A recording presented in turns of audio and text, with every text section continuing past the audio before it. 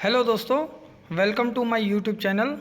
और आप देख रहे हैं कि आज मैं कुछ आपको एक नया चीज़ बताने वाला हूं जिसको बोलते हैं कैटायन कॉलम। कैटायन कॉलम आपका पावर प्लांट में एक बहुत महत्वपूर्ण अहम किरदार निभाता है। और ये कहाँ पर लगा रहता है, कैसे यूज़ होता है, इसके अंदर क्या होता है, इस टॉपिक पर आज हम लोग बात करेंगे। तो सबसे पहले हम लोग उसका स्ट्रक्चर समझते हैं कि कैटायन कॉलम होता क्या है और वह कैसे फंक्शन करता है। तो सबसे पहले आप देख रहे होंगे ऊपर कंडेंसर कंडेंसर और हॉट व्हील जो कि लगा होता है जस्ट टरबाइन के नीचे। उसके बाद कंडेंसर और हॉट व्हील से सीईपी पंप कनेक्ट रहता है जो कि वाटर को आगे फ्लो कराता है। उसी के डिस्चार्ज लाइन से एक टैपिंग देके एक हमारा जाता है वाटर कूलर 1 में, वाटर कूलर 2 में और वाटर कूलर 3 में। ये हमारा सैंपल हो गया। और वाटर कूलर क्यों लगाया जाता है? क्योंकि सीईपी का जो हॉट व्हील का जो वाटर रहता है उसका टेम्परेचर काफ़ी ज़्यादा रहता है। तो इसके लिए हम लोग कंडक्टिविटी या कैटायन कंडक्टिविटी सेल को हम लोग उसमें डालने से पहले उसके टेम्परेचर को कम करते हैं। इसके लिए कूलर को लगाया जाता है।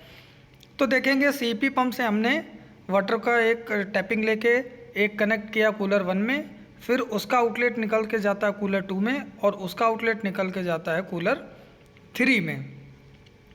और फिर यहाँ से कूलर 3 के आउटलेट से देखेंगे कि एक कंडक्टिविटी सेल की जो सेल रहता है उसमें हमारा पानी जाता है और उसके आगे हमारा कंडक्टिविटी मीटर लगा रहता है जो हमारा डायरेक्ट कंडक्टिविटी भी कहलाता है और हमें डायरेक्ट कंडक्टिविटी शो कराता है। जैसे कि आप देख सकते हैं 3.45 माइक्रो सीमेंस पर सेंटीमीटर स्क्वायर। ये तो समझ में आ गया कि सिस्टम में कंडक्टिविटी हमारी इतनी चल रही है।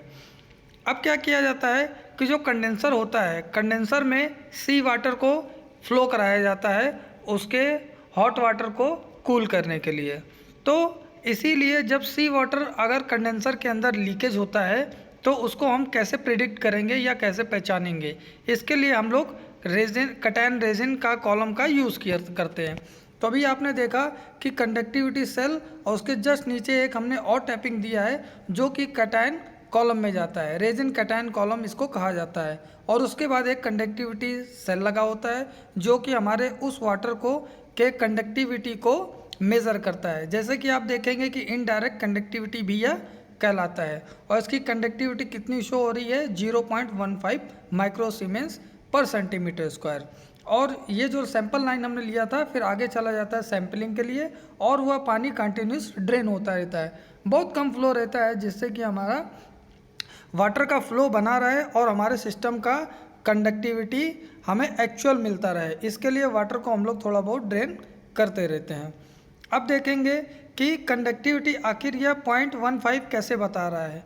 क्या होता है कैटायन कॉलम रेजिन में हमारा जो भी इनलेट कंडक्टिविटी रहता है और वह आउटलेट में कंडक्टिविटी बढ़ा देता है क्योंकि उसमें सल्फ्यूरिक एसिड, नाइट्रिक एसिड और हाइड्रोक्लोरिक एसिड और भी तरह के एसिड्स बनते हैं।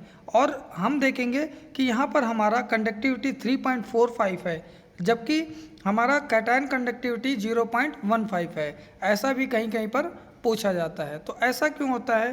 क्योंकि हमारा सिस्टम का कंडक्टिविटी 3.45 तो है मगर वाटर का पीएच हमारा हाई है यानी कि ज़्यादा है, यानी कि बेस है। इसके लिए उसमें हमारे H+ आयंस बहुत कम मौजूद होते हैं। अगर सपोज दैट हमारा जैसे 3.45 कंडक्टिविटी डायरेक्ट शो कर रहा है हाई पीएच पे, तो उसमें अगर हमारे H+ आयंस होंगे तो वो बहुत कम होंगे। इसकी वजह से हमारा कंडक्टिविटी सेल 0.15 शो करता है।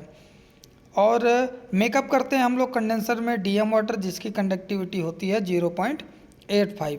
अगर आपको यह समझ में नहीं आ रहा है तो मैं इसके लिए और डिटेलिंग एक वीडियो बना सकता हूँ, लेकिन आपको समझने के लिए इस चित्र के माध्यम से इतना ही काफ़ी है। अगर और भी आपको जानकारी चाहिए तो प्लीज़ कमेंट करें, मैं आपको ज़रूर एक वीडियो बना कर दूंगा।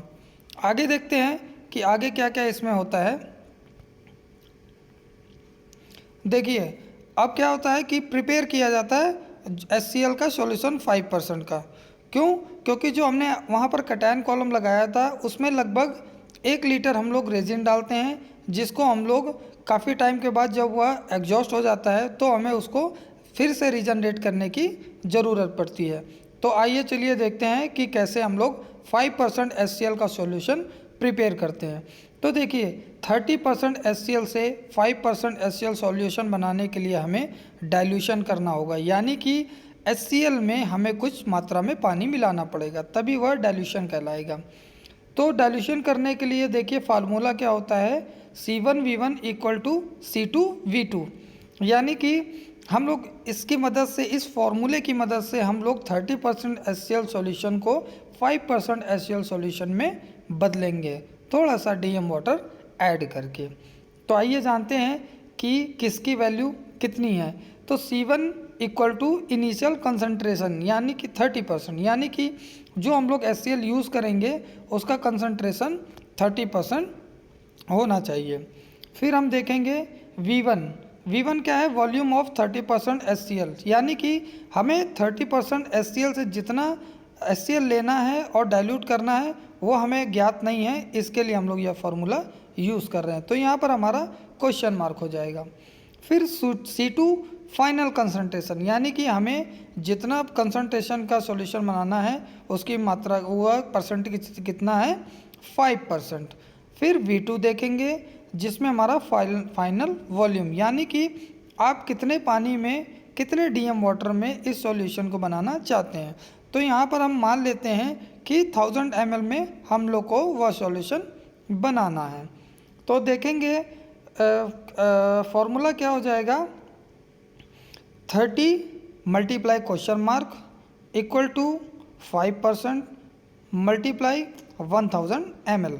तो फॉर्मूले को अगर हम लोग हल करेंगे तो निकल के आता है 166.67 ml HCl लेना है 30% HCl से, यानी कि जो हमने 30% का HCl लाया था या कहीं से भी आप लाए हैं उसमें से सिर्फ 166.6 ml HCl हमें लेना है और उसमें 833.33 ml पानी मिलाइए, यानी कि मिलाना है।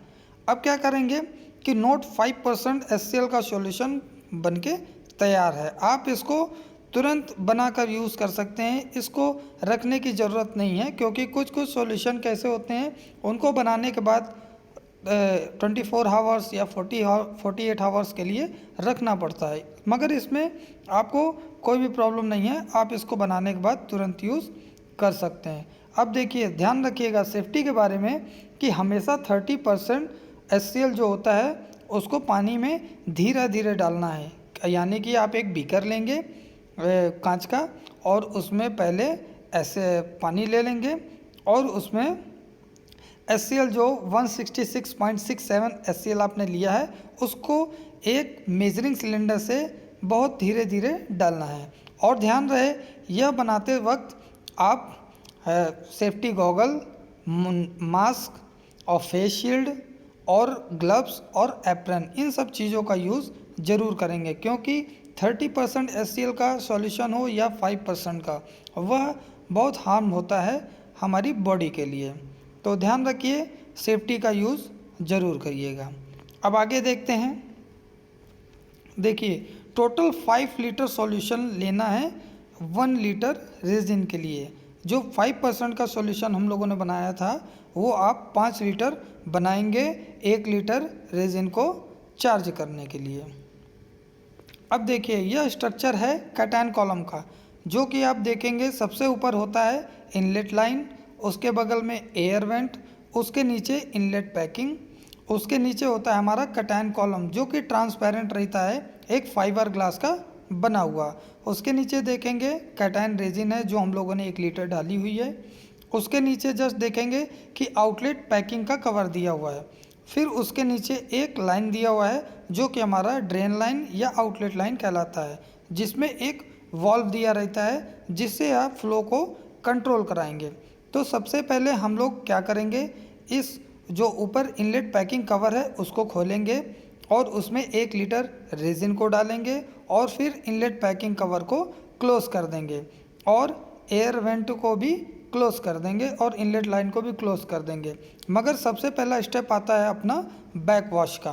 तो ऊपर की पैकिंग हम लोग खोल देंगे और जो हमारा ड्रेन लाइन यानी कि आउटलेट लाइन है उसको DM वाटर से कनेक्ट करेंगे और फ्लो को सेट करेंगे। इतना फ्लो देना है कि हमारा कटायन कॉलम रेजिन जो है वह ऊपरी भाग से बाहर ना आए, क्योंकि इनलेट पैकिंग हमारी हटी हुई है।